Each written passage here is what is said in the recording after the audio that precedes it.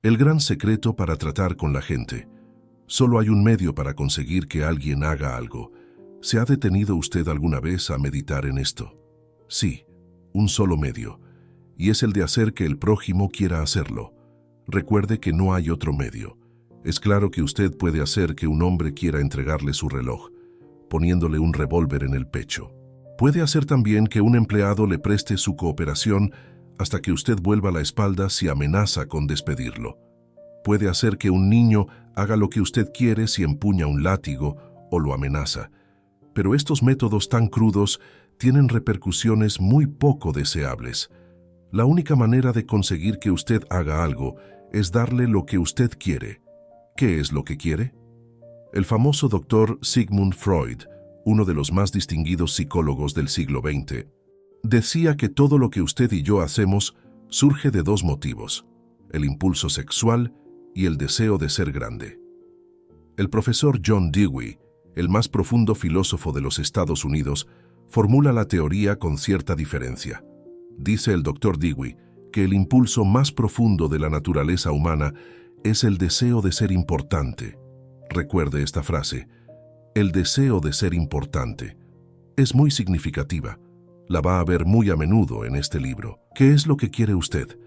No muchas cosas, pero las pocas que desea son anheladas con una insistencia que no admite negativas. Casi todos los adultos normales quieren: 1. La salud y la conservación de la vida. 2. Alimento. 3. Sueño. 4. Dinero y las cosas que compra el dinero. 5. Vida en el más allá. 6. Satisfacción sexual. 7. El bienestar de los hijos. 8. Un sentido de propia importancia. Casi todas estas necesidades se ven complacidas en la vida, todas en verdad, menos una. Pero hay un anhelo casi tan profundo, casi tan imperioso como el deseo de alimentarse y dormir, y ese anhelo se ve satisfecho muy rara vez. Es lo que llama Freud el deseo de ser grande. Es lo que llama Dewey el deseo de ser importante. Lincoln empezó una vez una carta con estas palabras: a todo el mundo le agrada un elogio. William James dijo: el principio más profundo del carácter humano es el anhelo de ser apreciado. Ahí tenemos una sed humana infalible y persistente, y los pocos individuos que satisfacen honestamente esta sed del corazón podrán tener a los demás en la palma de la mano, y hasta el sepulturero se apenará cuando mueran. El deseo de sentirse importante es una de las principales diferencias que distinguen a los hombres de los animales. Demos un ejemplo. Cuando yo era niño, en una granja de Missouri, mi padre criaba cerdos Duroc Jersey y vacas Hereford de pedigrí. Solíamos exhibir nuestros cerdos y vacas en las ferias de los condados y en las exposiciones de ganadería de todo el Medio Oeste. Obteníamos primeros premios por veintenas. Mi padre fijaba las cintas azules en un trozo de muselina blanca, y cuando llegaban amigos o visitantes a nuestra casa, sacaba esa muselina y entre él y yo mostrábamos los premios. Los cerdos no se interesaban por las cintas que habían ganado, pero mi padre sí. Estos premios le daban un sentido de importancia. Si nuestros antepasados no hubiesen sentido este ardiente anhelo de ser importantes, la civilización habría sido imposible. Sin él, seríamos iguales que los animales. Este deseo de sentirse importante fue lo que llevó a un pobre empleado de una tienda de comestibles, un mozo sin recursos y sin educación, a estudiar unos libros de derecho que había encontrado en el fondo de un barril que, con otros restos de una casa deshecha, comprara por 50 centavos. Quizá haya oído el lector hablar de este mozo. Se llamaba Lincoln. Este deseo de sentirse importante fue lo que inspiró a Dickens para escribir sus novelas inmortales. Este deseo inspiró a Sir Christopher Wren en el diseño de sus sinfonías de piedra. Este deseo hizo que Rockefeller reuniera millones y millones de dólares que jamás gastó. Y este mismo deseo hace que los hombres más ricos de cada ciudad construyan una casa demasiado amplia para sus necesidades. Este deseo hace que todos pretendamos vestir de acuerdo con la última moda, conducir el automóvil más reciente y hablar de nuestros hijos tan inteligentes. Este mismo deseo es lo que lleva a muchos jóvenes a ser pistoleros y bandoleros. Casi todos los criminales jóvenes, dice E.P. Mulrooney, ex jefe de la policía de Nueva York, tienen un excesivo egoísmo y su primer pedido después de ser arrestados es que les lleven esos perniciosos periódicos en que se los pinta como héroes. La perspectiva de cumplir una condena parece remota, en tanto el criminal puede extasiarse ante una fotografía suya que comparte las páginas con las de famosos deportistas, estrellas del cine y la televisión y políticos. Si usted me dice cómo satisface sus deseos de ser importante, le diré qué es usted. Eso es lo que determina su carácter. Es la cosa más significativa que hay en usted. Por ejemplo, John D. Rockefeller satisfacía su deseo de importancia dando dinero para que se levantara un hospital moderno en Pekín, China, a fin de atender a millones de pobres a quienes no había visto jamás ni jamás vería. Dillinger, en cambio, se sentía importante como bandido, asaltante de bancos y asesino.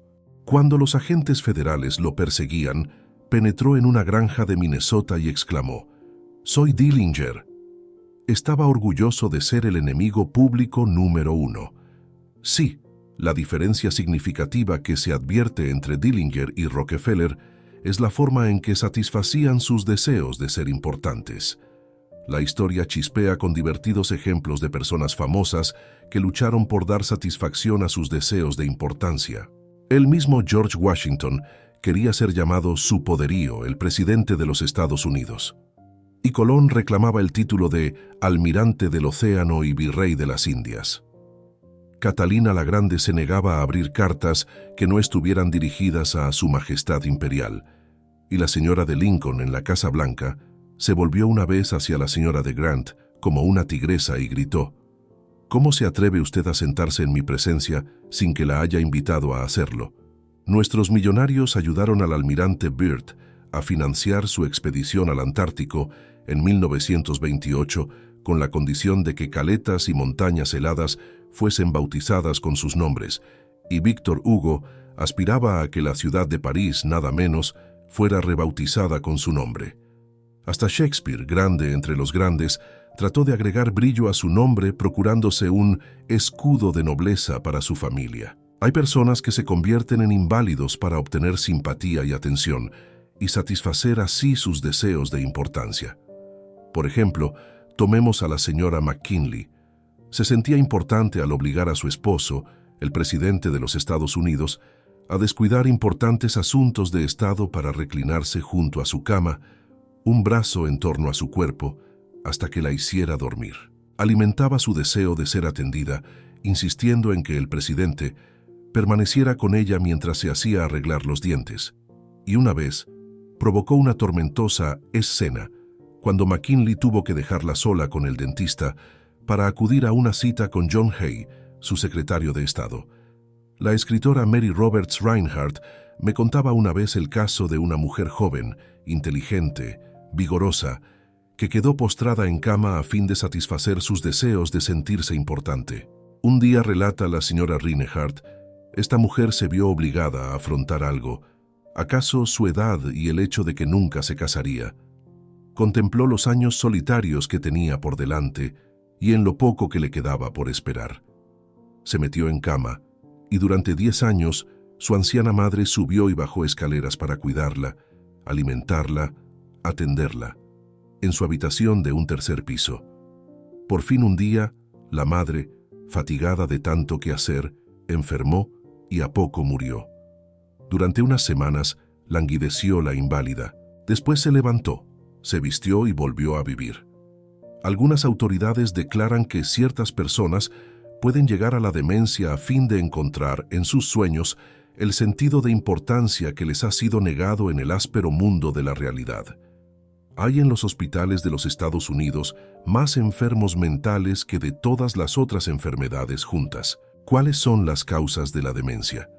Nadie puede responder a una pregunta tan general, pero sabemos que ciertas enfermedades, como la sífilis, quebrantan y destruyen las células del cerebro y producen la demencia como resultado. En rigor de verdad, aproximadamente la mitad de todas las enfermedades mentales puede atribuirse a causas físicas como son las lesiones cerebrales, alcohol, toxinas. Pero la otra mitad, y esto es lo terrible, la otra mitad de la gente que pierde la cordura no sufre, al parecer, ninguna lesión en las células cerebrales. En las autopsias, cuando se estudian sus tejidos cerebrales con los más poderosos microscopios, se los encuentra tan sanos como los de un cerebro normal. ¿Por qué enloquecen estas personas? Yo hice recientemente esta pregunta al médico jefe de uno de nuestros más importantes hospicios. Este médico, que ha recibido los más altos honores y las recompensas más codiciadas por sus conocimientos sobre la demencia, me confió francamente que no sabe por qué enloquece la gente. Nadie lo sabe de seguro, pero me dijo que muchas personas que enloquecen encuentran en la demencia ese sentido de su importancia que no pudieron obtener en el mundo de la realidad. Después me narró lo siguiente. Tengo una paciente cuyo casamiento resultó una tragedia. Deseaba amor, satisfacción sexual, hijos y prestigio social, pero la vida destrozó todas sus esperanzas. Su esposo no la amaba. Hasta se negaba a comer con ella y la obligaba a servirle las comidas en su cuarto, en el primer piso. No tenía hijos ni importancia social. Enloqueció, y en su imaginación se divorció y recuperó su nombre de soltera. Ahora cree que se ha casado con un aristócrata inglés, e insiste en que se llama Lady Smith. Y en cuanto a los hijos, se imagina que todas las noches da a luz a uno. Cada vez que la visito me dice, «Doctor, anoche tuve un bebé». La vida hizo naufragar todas las naves de sus sueños en los escollos de la realidad. Pero en las islas fantásticas, llenas de sol de la demencia, todas esas naves llegan ahora a puerto con las velas desplegadas. ¿Tragedia? Pues no lo sé. Su médico me dijo, si pudiese estirar una mano y devolverle la cordura, no lo haría. Es mucho más feliz tal como está. Si algunas personas tienen tanta sed de importancia que llegan a la demencia, imaginemos los milagros que usted o yo podremos lograr si damos al prójimo una honrada apreciación de su importancia, del otro lado de la demencia. Una de las primeras personas en el mundo norteamericano de los negocios a la que se le pagó un salario anual de más de $1 millón, cuando no había impuesto a los ingresos y una persona que ganaba $50 a la semana podía vivir muy bien, fue Charles Schwab. Andrew Carnegie lo había elegido para ser el primer presidente de la recién formada United States Steel Company en 1921, cuando Schwab tenía solo 38 años de edad. Posteriormente, Schwab partió de US Steel para hacerse cargo de la Bethlehem Steel Company, en ese momento cargada de problemas, y la reconstruyó hasta volverla una de las compañías de mejor balance en el país. ¿Por qué pagaba Andrew Carnegie a Charles Schwab más de $1 millón por año, o sea, unos $3,000 por día? ¿Por qué? ¿Acaso porque Schwab era un genio? No. ¿Porque sabía más que los otros técnicos acerca de la fabricación del acero? Tampoco. Charles Schwab me ha confesado que trabajaban con él muchos hombres que sabían considerablemente más que él acerca de la fabricación del acero. Schwab aseguraba que se le pagaba ese sueldo, sobre todo por su capacidad para tratar con la gente. Le pregunté cómo hacía. Voy a dar su secreto, en sus mismas palabras. Palabras que deberían ser grabadas en bronce y fijadas en todos los hogares y escuelas, en todas las tiendas y oficinas del país. Palabras que los niños deberían recordar de memoria, en lugar de esforzarse por saber la conjugación de verbos latinos o la cifra de la lluvia anual en el Brasil. Palabras que transformarán su vida, lector, y la mía, por poco que las escuchemos. Considero, dijo Schwab, que el mayor bien que poseo es mi capacidad para despertar entusiasmo entre los hombres, y que la forma de desarrollar lo mejor que hay en el hombre es por medio del aprecio y el aliento. Nada hay que mate tanto las ambiciones de una persona como las críticas de sus superiores. Yo jamás critico a nadie. Creo que se debe dar a una persona un incentivo para que trabaje. Por eso siempre estoy deseoso de ensalzar, pero soy remiso para encontrar defectos. Si algo me gusta, soy caluroso en mi aprobación y generoso en mis elogios. Esto es lo que hacía Schwab. Pero, ¿qué hace la persona común? Precisamente lo contrario. Si alguna cosa no le gusta, arma un escándalo. Si le gusta, no dice nada. En mi amplia relación con la vida, en mis encuentros con muchos grandes personajes en diversas partes del mundo, declaró Schwab, no he encontrado todavía la persona, por grande que fuese o elevadas sus funciones, que no cumpliera mejor trabajo y realizara mayores esfuerzos dentro de un espíritu de aprobación que dentro de un espíritu de crítica. Esa fue, agregó francamente, una de las principales razones del notable éxito de Andrew Carnegie. Carnegie elogiaba a sus semejantes en público y en privado. Carnegie quiso elogiar a sus ayudantes hasta después de muerto. Para su tumba, escribió un epitafio que decía: «Aquí yace un hombre que supo cómo rodearse de hombres más hábiles que él». La apreciación sincera fue uno de los secretos del buen éxito de Rockefeller en su trato con la gente. Por ejemplo, cuando uno de sus socios, Edward T. Bedford, cometió un error e hizo perder a la firma $1 millón con una mala compra en América del Sur, John D. pudo haberlo criticado, pero sabía que Bedford había procedido según sus mejores luces, y el incidente quedó en nada. Pero Rockefeller encontró algo que elogiar. Felicitó a Bedford porque había podido salvar el 60% del dinero invertido. «Espléndido», dijo Rockefeller. «No siempre nos va tan bien en mi despacho. Tengo entre mis recortes una historia que sé que nunca sucedió, pero la repetiré porque ilustra una verdad. Según esta fantasía, una mujer granjera, al término de una dura jornada de labor, puso en los platos de los hombres de la casa nada más que heno. Cuando ellos, indignados, le preguntaron si se había vuelto loca, ella replicó: «¿Y cómo iba a saber que se darían cuenta? Hace 20 años que cocino para ustedes, y en todo ese tiempo nunca me dieron a entender que lo que comían no era heno». Hace unos años se hizo un estudio sociológico entre esposas que habían abandonado sus hogares. ¿Y cuál creen que fue la razón principal que dieron para haber tomado su decisión? Falta de aprecio. Si se hiciera un estudio similar entre maridos que han huido de sus casas, creo que se llegaría a la misma conclusión. Con frecuencia damos tan por sentada la presencia de nuestro cónyuge que nunca le manifestamos nuestro aprecio. Un miembro de una de nuestras clases nos habló de un pedido que le había hecho su esposa. Ella y un grupo de mujeres de su parroquia habían iniciado un programa de automejoramiento. Le pidió a su marido que la ayudara haciéndole una lista de 6 cosas que creyera que ella podía hacer para ser una mejor esposa. Nos dijo: «El pedido me sorprendió. Francamente, me habría sido fácil enumerar 6 cosas que me habría gustado ver cambiar en ella. Y estoy seguro de que ella podría haber hecho una lista de 1 millar de cosas que querría cambiar en mí. Pero no lo hice». Le dije: «Déjame pensarlo y te daré una respuesta mañana». Al día siguiente me levanté muy temprano y llamé al florista y le pedí que le mandara 6 rosas rojas a mi esposa con una nota diciendo: «No se me ocurren 6 cosas que querría que cambies. Te amo tal como eres». Cuando llegué a casa esa tarde, ¿quién creen que me recibió en la puerta? Exacto, mi esposa. Estaba al borde de las lágrimas. No necesito decir que me felicité por no haberla criticado como me lo había pedido. El domingo siguiente en la iglesia, después de que ella hubo informado del resultado de su tarea, varias mujeres del grupo se me acercaron y me dijeron: «Fue el gesto más tierno del que tenga noticias».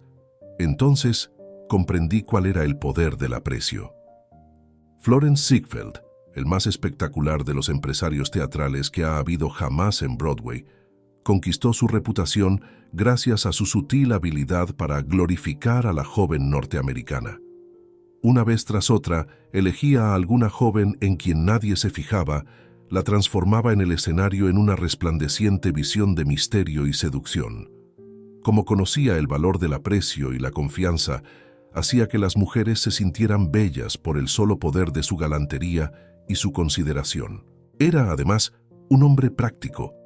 Aumentó el sueldo de las coristas desde $30 por semana hasta una cifra que a veces llegaba a 175.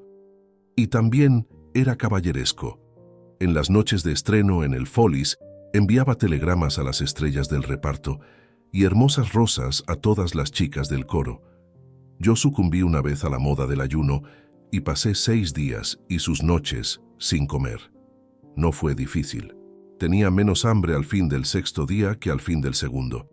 Pero yo y usted conocemos personas que pensarían haber cometido un crimen si dejaran a sus familias o sus empleados 6 días sin comer. Pero los dejan estar 6 días y 6 semanas y a veces 60 años sin darles jamás una muestra calurosa de esa apreciación que anhelan casi tanto como anhelan el alimento. Cuando Alfred Lund, uno de los grandes actores de su época, desempeñó el papel principal en Reunión de Viena, declaró: «Nada hay que yo necesite tanto como alimento para mi propia estima». Alimentamos los cuerpos de nuestros hijos y amigos y empleados, pero muy raras veces alimentamos su propia estima.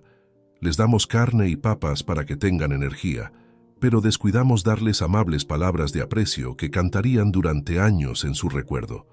Paul Harvey, en una de sus transmisiones radiales, El resto de la historia, cuenta cómo una apreciación sincera puede cambiar la vida de una persona. Contó que años atrás, un maestro de Detroit le pidió a Stevie Morris que lo ayudara a encontrar un ratoncito que se había escapado en el aula de clases. El maestro apreciaba el hecho de que la naturaleza le había dado a Stevie algo que ningún otro alumno tenía. La naturaleza le había dado a Stevie un notable par de oídos para compensar la ceguera de sus ojos. Pero esta fue la primera ocasión en que Stevie sintió que se apreciaba la fineza de su oído. Ahora, años después, dice que ese acto de aprecio fue el comienzo de una nueva vida. Desde aquel entonces, desarrolló su don del oído hasta volverse, bajo el nombre artístico de Stevie Wonder, uno de los grandes músicos populares de la década de 1970. Algunos lectores están diciendo ahora mismo, al leer estas líneas: «Cosas viejas. Elogios, adulación. Ya he hecho la prueba. No da resultado, al menos con personas inteligentes». Es claro que la adulación no da resultados con la gente que discierne.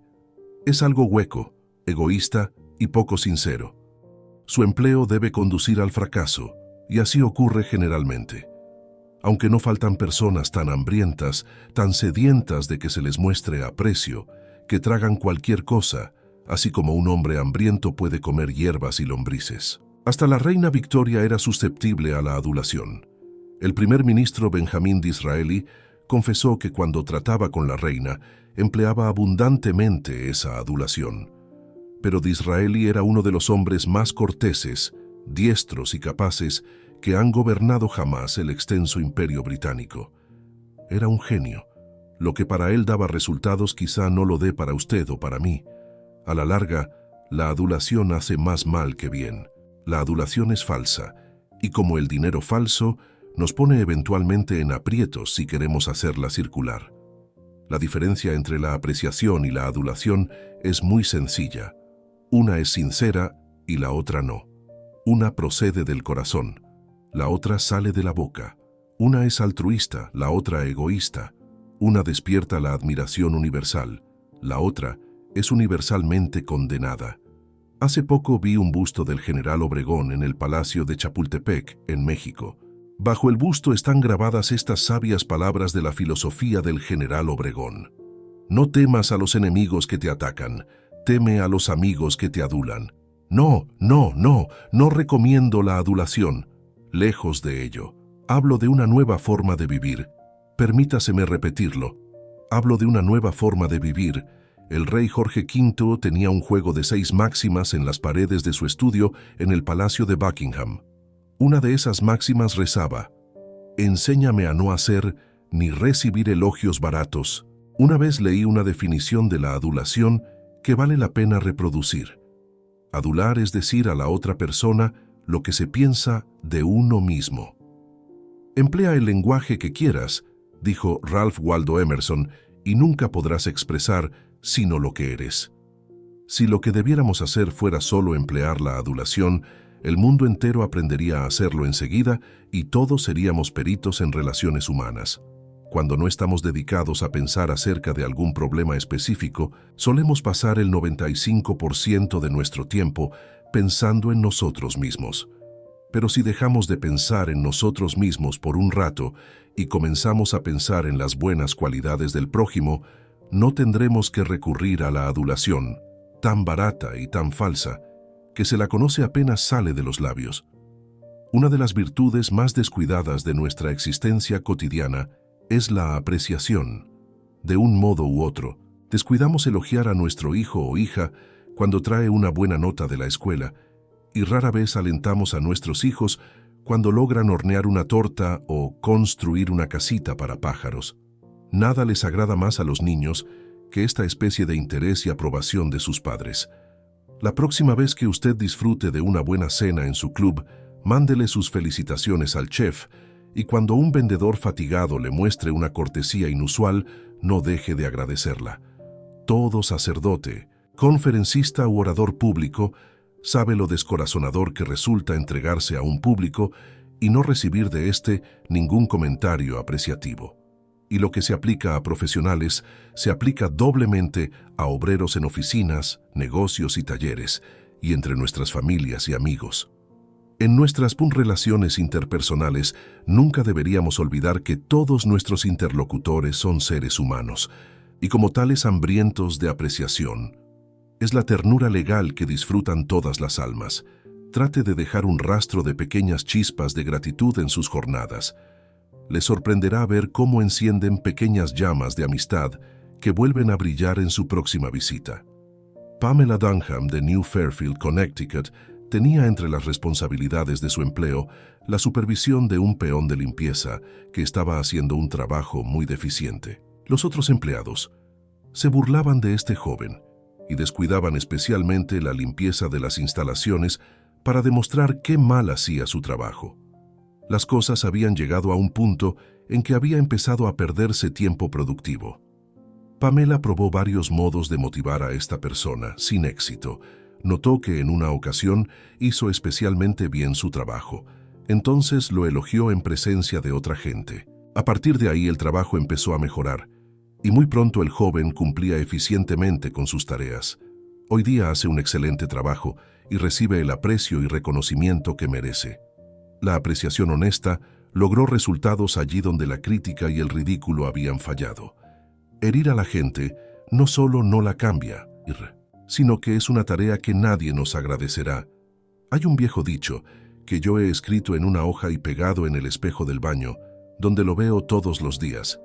Pasaré una sola vez por este camino, de modo que cualquier bien que pueda hacer o cualquier cortesía que pueda tener para con cualquier ser humano, que sea ahora.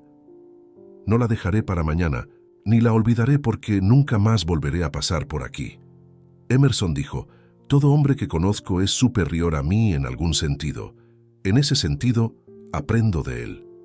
Si así sucedía con Emerson, no es probable que lo mismo sea 100 veces más cierto en su caso o en el mío. Dejemos de pensar en nuestras realizaciones y nuestras necesidades. Tratemos de pensar en las buenas cualidades de la otra persona. Olvidemos entonces la adulación.